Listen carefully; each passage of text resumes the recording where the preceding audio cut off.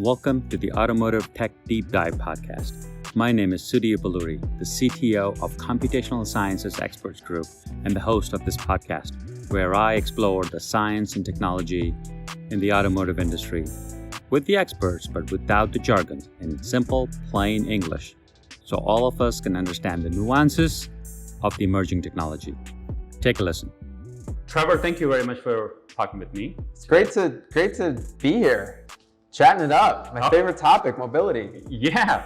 So I saw you at a PlanetM event a few weeks ago, or a few years ago, I should say. Yeah. And you were heading up PlanetM, and now you're with OFME, Office of Future Mobility and Electrification. That's correct. At Michigan. Yeah. So how is that different than Sure. PlanetM? Is it rebranding, or is it functionally different? Sure. Good question. So both are meant to be the sort of mobility harbor or the place to go for mobility within state government.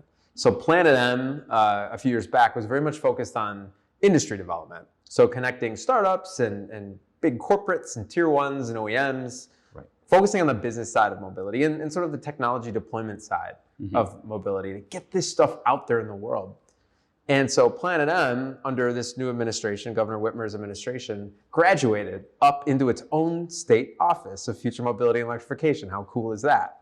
So we do all the same things that PlanetM does, but we also focus on workforce, charging infrastructure, policy, so other aspects of mobility that are really heating up. So these got added on to PlanetM. Yeah. PlanetM used to be Scope doubled, tripled. And budget too. We're trying to be efficient with state resources. So what are you guys trying to achieve with OFME? Yeah. So a couple of things. We have a vision. We believe that you can achieve a stronger state economy through safer, more equitable, and environmentally sound transportation for all Michigan residents. Right. So we want to grow the industry, but we also want to make sure that this technology can impact every community in the state. So how can we roll it out in a responsible way? That goes from smart infrastructure to charging infrastructure, right? Yeah. And then under that, we have specific objectives related to retaining mobility and automotive jobs in the state, but also getting new companies from the outside to locate in Michigan. Yeah. We want to continue growing our startup community here in the state, as well as our R&D. Actually, did you know for the last 50 years, Michigan has averaged one automotive patent per day, which is great. We get like 75% of America's automotive R&D. However, the content of the car is changing. Right. And R&D is focusing on new types of technology. So that amount that we get every year isn't guaranteed. So I believe that the state needs to focus on chasing new opportunities, whether it's federal funds or attracting new companies, like we're going after our first assembly plant, like we're going after our first automaker. That's key to victory. And then we also focus on connected and smart infrastructure, expanding that. Making our roads safer, accelerating EV adoption, but then also sort of choreographing that with climate goals, further enabling our workforce, and then bolstering our manufacturing core. So a lot of people say like, Michigan competes with Austin, Boston, Silicon Valley. I don't buy it. I don't believe it. I was going to say that. Austin's in the news for a lot of... Austin is doing some cool things. I want to partner with Austin. Okay. Like, let's do some cool things together. I personally believe that Detroit is the perfect complement. Michigan's the perfect complement to any tech hub out there. Our hardware prowess, our end customers, our university system, even the fact that we're doing the road of the future right here between Detroit and Ann Arbor, like a 40-mile stretch, self-driving vehicle lane. So we're actually writing the playbook for what infrastructure is going to look like in the future. Let's talk to Boston and Austin and New York and Chicago and Silicon Valley and wherever, Tel Aviv, wherever, to see what we can do together and drive a global conversation. I want to get to autonomous because I have some very specific questions. Okay. But in simple English, I would say, if there was an automotive tech company trying to figure out where should I set up shop, thinking either Michigan, Silicon Valley, Austin, what's your pitch to them? To come to Michigan. Yeah, to come to Michigan. What would you say? Why should they come to Michigan? Yeah, sure. Well, I mean, it depends on the type of company, right? But I would say, do you want to be close to your end customer? I mean, that makes sense, right? It does. But aren't customers also close in Austin with Tesla being there and in California? That's one automaker. We have actually 22 automakers have a presence here in some way, shape, or form. Right. And we have 4 major ones that have invested in a major way here in Toyota, GM, Ford, and Stellantis. Right. And then you think about the research universe. So Texas has University of Texas, which is great, but we also have Michigan and Michigan State and Wayne State. So we have 3 research universities. In fact, it's in terms of R&D dollars in the Midwest, we actually rank number 1. So when you think about the future of technology, when you think about workforce and what you want to see out of a pipeline of engineers, we actually have more engineers per capita than anywhere else in the country. And then when you pair that with extremely progressive policies as it relates to testing autonomous vehicles on the road, our 28,000 miles of road, you think of world-class testing sites. We have the most diverse collection of testing sites in the world. We have the American Center for Mobility, which is multiple environments, urban, suburban, a high-speed tunnel. Right. How cool is that? But then we also have in the Upper Peninsula, because autonomy has to work in the snow, multiple testing sites for really harsh weather conditions and an international border. Right. So tell me about autonomous. I was talking to Boston. So you're going to move your company? I love Michigan. Did that work? What's that? Did I sell you? Did my pitch work? Sold. Okay. Well, we're going to be in Michigan. You know what really sells me on that though is the proximity to the big car companies. Yeah. Where we can where we can partner with them, where we're close to them, we know where it's easier to be in that ecosystem. But I want to know from a policy or infrastructure availability perspective. You talked about autonomous, so let me ask you about that. I was talking to Boston a month ago. And City of Boston. Okay. And they had this tiered autonomous testing capability or services that they provide. Any company that wanted to test in Boston, they said, well, you start in this area. Like crawl, a technology innovation zone. Correct. Right? It's like crawl. That's pretty cool. Before you walk, before you run. Yeah. So try this here. And once you can get there, then you can expand it to the rest of the city. Okay. It's sort of like getting your junior's driver's license or learner's permit followed by a real one. Right. What about Michigan? Yeah. You said ACM, but also is there anything specific with autonomous vehicles that the state of Michigan is looking to do? Yeah, policy-wise, I mean, back in 2016, we created legislation where all you need is a special license plate and you can test. You can test autonomous technology. Right. I'm not sure what the Massachusetts law is, but I don't think it's as liberal as what we offer here in Michigan, which is why you see companies like Yandex, Navia, others, I mean, Toyota testing in Ann Arbor all the time. Right. We actually have the largest V2X deployment in the country in Ann Arbor. Right. So, it's funny you say that because we are taking a corridor approach where we are sort of building these platforms in a sense. I mentioned the autonomous vehicle corridor between Detroit and Ann Arbor that we're building out. Yeah. And that will be an opportunity, I think, for companies to try different things responsibly, given the digital infrastructure, the physical infrastructure, and the operational infrastructure that will make it a safe thing to do on a public road. Right. But then also, we just announced a dynamic wireless charging corridor, which is focused on the future of charging, where equipped vehicles can actually get their vehicle, or the vehicle will charge while they're driving. The road will charge the vehicle. And when you think about, I mean, it's great to test, but we actually want to get these technologies out where they can help human beings. We want to help a fleet operator not have to wait at a charging station for an hour. We'd prefer to shave minutes off of that. And if you can get the road charging the vehicle, there's really cool things you can do. Furthermore, and I know you want to ask the next question, we announced America's first smart parking lab to focus on the future of parking.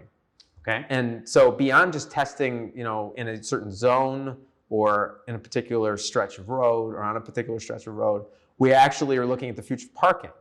And what happens when your car, the 95% of the time where your car is actually still, what can we do in terms of charging, proactive diagnostics, cybersecurity, even the design of a parking space and the act of parking, which actually causes 30% of emissions in cities.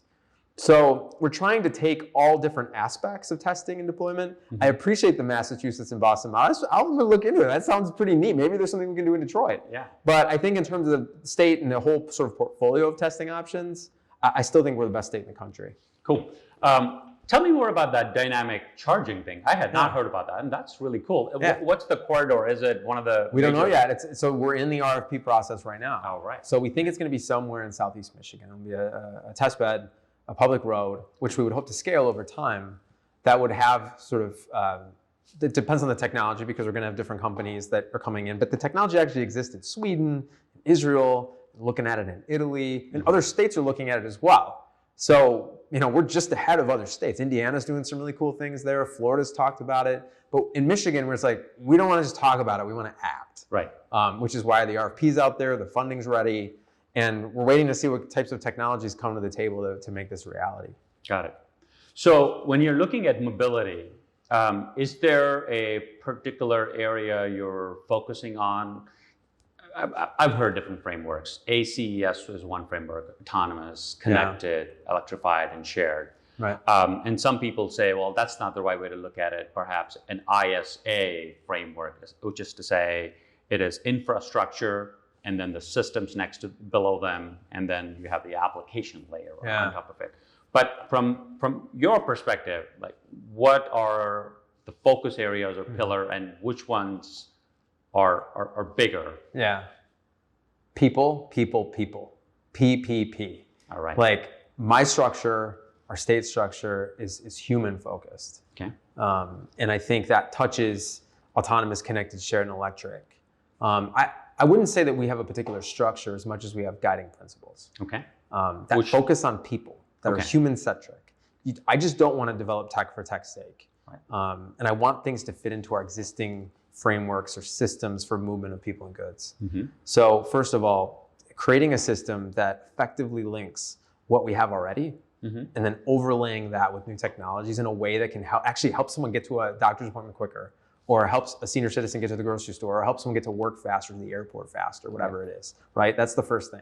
The second thing is looking to public-private partnerships more than ever. So leveraging public dollars to seed private investment within our infrastructure. And then third, like, we actually think infrastructure is currency. I think a lot of times in traditional economic development circles, people think that roads or infrastructure are the space between jobs, the space between investments, right? Well, that's how we actually disagree. Has been used. Right, but the truth is it's a backbone.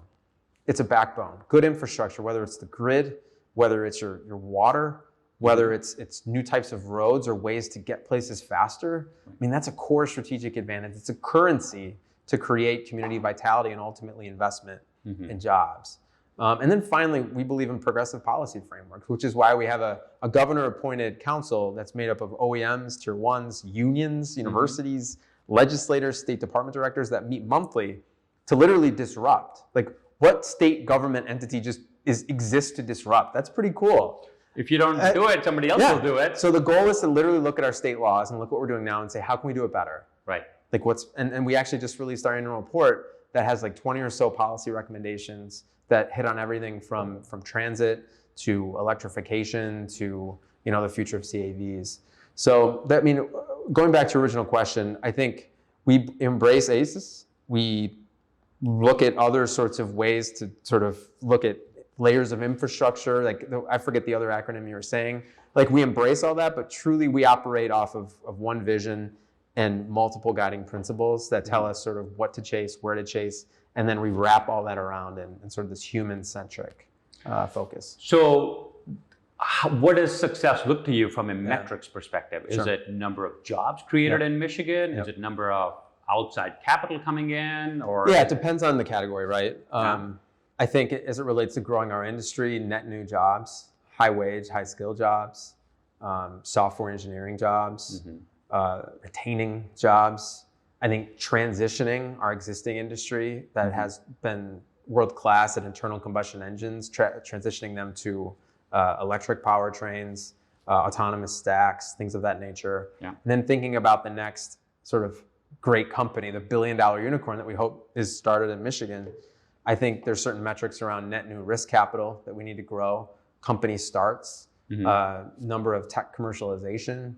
And then I think with workforce, you look at what jobs are available, are we filling those jobs? For all these different miles of charging infrastructure, how seamlessly it's loading into the grid. Like, there are metrics for every single category that we consider. Are there certain cities you're looking to mimic or looking at as an example city going, we want to be like them? Yeah, that's a good question.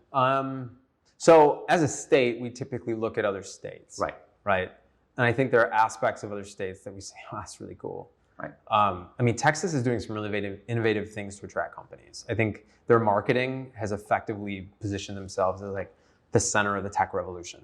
And their enterprise funds, so they have tools behind it that are flexible to meet companies where they're at. I look at some of the Southeast states. I don't quite understand that. So are they providing? You said like flexible incentives to sort of create. Like sometimes as state officials and economic developers, we can oversubscribe or over-engineer tools to where it's like a one-size-fits-all mentality. I think Texas does a good job of customizing their tools. Right. As it relates to workforce, I think Georgia does some really interesting things. Kentucky does some really interesting things.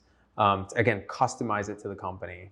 I look at like in terms of infrastructure and pushing the envelope. Some of the things that Los Angeles is doing, especially leading up to the Olympics, I think is setting a new bar, and especially like looking at new dimensions like aerial mobility, and even some of the maritime work that they're doing around the Port of Long Beach, I find really fascinating. And then internationally, I always watch Tel Aviv. I always watch sort of what's happening in Asia, and then the Scandinavian countries. Got it. What of all the technologies, what technology excites you the most that you're working on? Yeah, that's a really good question. Let's start with categories then.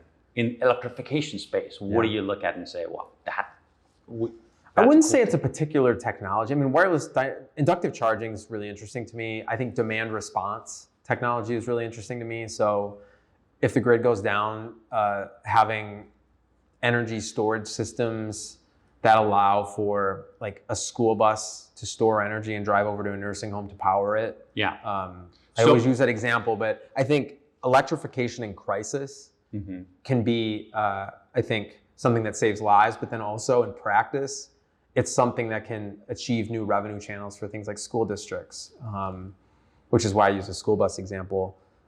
Is that considering the electric buses being sort of like power charging bricks? So when the grid goes down, or transit buses or any big vehicle that has the ability to store energy. Yeah. And even you think about what, bidirectional charging, battery recycling, some of the regenerative stuff is really interesting to me.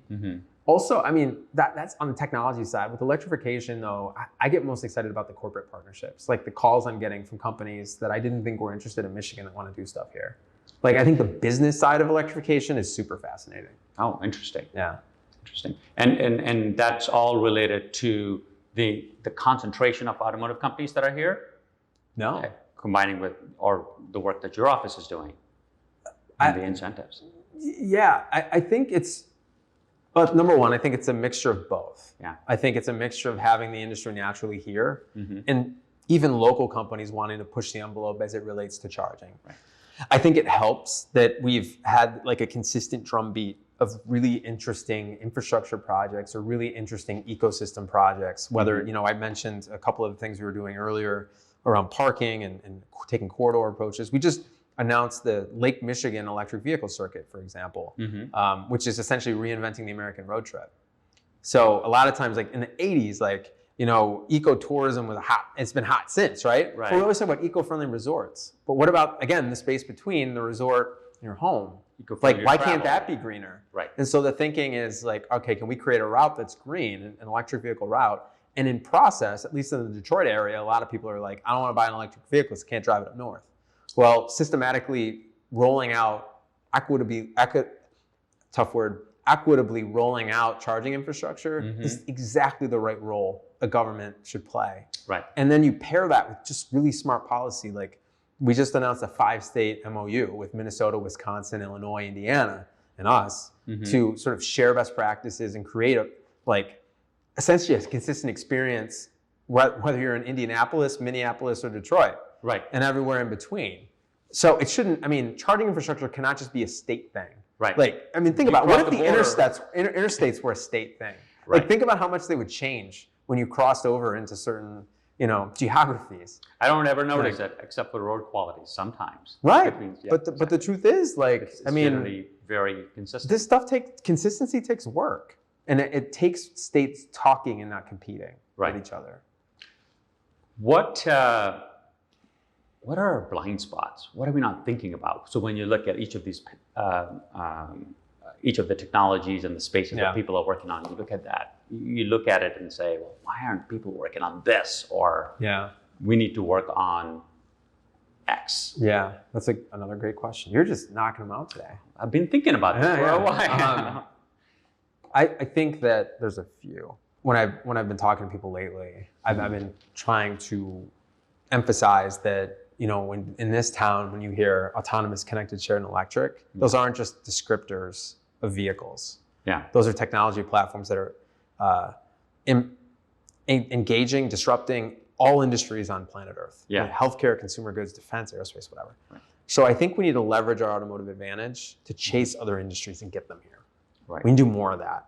And I think it's easy to just focus on the automotive industry right now because of the massive opportunity, especially on battery plants and just the scaling of electric vehicles. Yeah. But the truth is, electric vehicles, again, I said this earlier, are going to have less parts. So there's going to be natural job displacement unless you can find other modes of transportation that Detroit and Michigan can also support. Right. And so that's why it's so critical that we Motown should stand for multimodal. We should be rebranding. I love it. Well, I didn't think off the top of my head. What can I say? But we need to focus on other modes of transportation. That's one. And how those modes, and you think about the syncing and the future of wearables and all the different automated payment systems, all the things that are going to have to go into moving going forward. All those things that are going to have to go into moving over the next 100 years. Michigan can be a place that leads on that stuff. But we got to start focus on it right now. The other one, I think this is almost more important, is inclusive mobility. So are we thinking about persons with disabilities, sort of any people that, cannot hear, cannot see? Right. When we're thinking about charging stations and the future of electric vehicles, are we making sure that what we're creating is something that everyone can use while also upholding a person's dignity? Yeah. Can we, ADA solutions, paratransit solutions, we cannot lose track of that because this is one big fat opportunity to correct some systemic inequity that a lot of people experience in the 20th century. I think that that's where a lot of the success and failure will lie, which is having a killer app, having a application for the technology that really does add value. Yep. So if somebody were to say to me, would you like a $10,000 upgrade on your next car that you're buying to do autonomous, you would say, well, to do what? To drive me to work back and forth? That's a lot of money for $10,000. Yeah. But then if you say, well, it is to transport kids who can't drive, or elderly who can't drive, or people who don't have access to public transportation. Right. Suddenly, it is the same technology, but the applications are different, but maybe perhaps. No, 100%. That's where things could be. I want to know your thoughts on going back to electric vehicles. Last week, I was watching this movie on electric cars. Who Killed the Electric Car? And electric car idea has been around for 100 years. I actually saw a charging infrastructure map from 1910, which showed how in Chicago they are charging stations. You know the home of the electric vehicle? You'll never guess. I would have guessed somewhere in Germany. No. The real home is Des Moines, Iowa. Oh, it is? It's the first electric vehicle. John Deere? That's just some random guy. It's just this seems like a good idea. Electrify I guess you'd call it a horseless carriage at that point. Oh, interesting. Going that far back. Yeah. Yeah. So EV's idea is not new.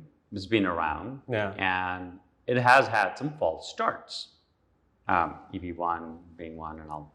And now we're all quite gung-ho. Everybody is essentially, throwing the gauntlet down, going, we're going to go 100% EV in X date. Sure. But is there something that can kill the electric car this time around? Do you really want to know? Yeah. And we can later on decide. I don't think so. Just because climate change has created an urgency to get it right. I almost feel like we'd redesign our grids before we killed the electric car. Right. Because I think as of 2017, emissions from transportation globally passed that of built infrastructure, like factories, homes, all this stuff. So if we can get that right, we can literally like solve climate change. Right. And judging by like some of the projections of coastal cities on the Atlantic or in the Southeast and wildfires, I mean, we're gonna lose large swaths of this country if we don't get this right. Right. So I frankly, I think there's a blue flame right now that's really for the last year and a half existed, where the urgency from government and the policies and the ambitious goals to have X% by 2030 EV adoption or whatever it is, zero emission standards, that's matched by companies like GM saying, well, we're going carbon neutral. Or FedEx, we're going carbon neutral. We're gonna, or any of these car companies are like, we're going electric. We're going in that direction. Even truck companies, a lot harder to electrify, but they're gonna try. So I feel like there's this really interesting blue flame between the speed at which government is moving right now towards electric and the speed at which industry is moving. And the urgency, like the ethical urgency yes. among the population as yes. well. Some things are a community problem. Some things are a society problem. Some things are generational. This is literally about civilization on this planet, sustaining life. I'd like to end with this. I'm going to put you in a time machine. Okay. Send you forward 10 years out into the future. 2031. Not too much. I don't want to send so far into the future that you see the Jetsons. Yeah, 2031. There's no Jetsons. People are still driving. That's right. It's going to feel a lot like 2021. Exactly. Okay. But what do you think would be quite different in 10 years from now? What would you look at and say, wow, we did such a good job? Yeah. So I think it'll be harder at that point to buy a gas-powered vehicle than it will be to buy an electric vehicle. Like you'll be in a situation where you'll be inconveniencing yourself.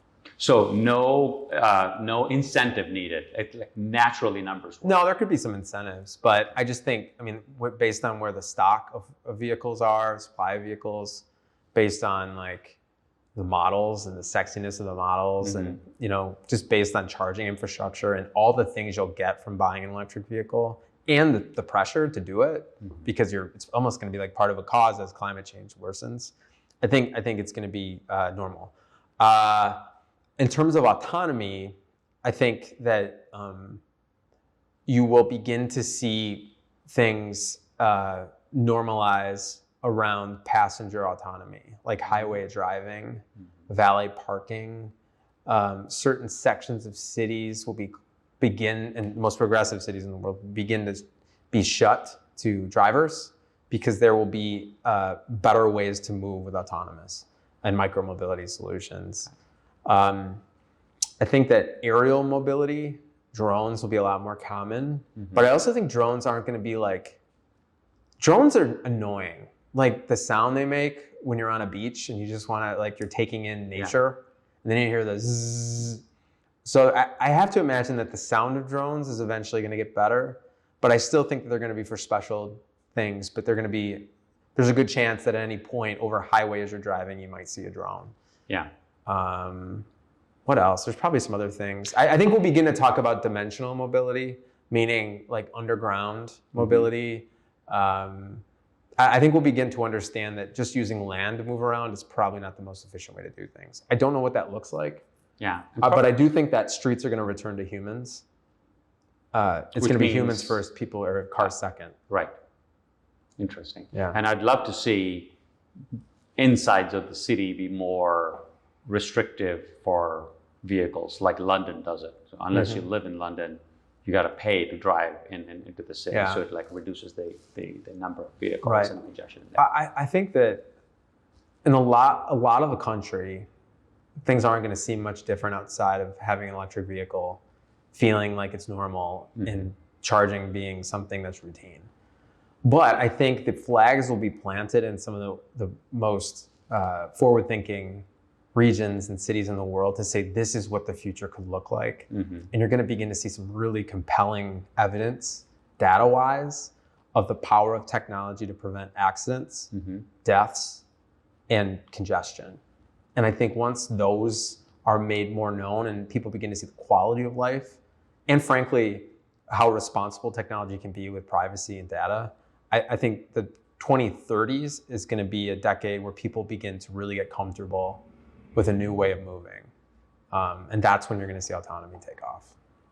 Yeah, I would agree with that. That's a future I can really get behind. Boom. Trevor, thank you very much for talking with me. Of course.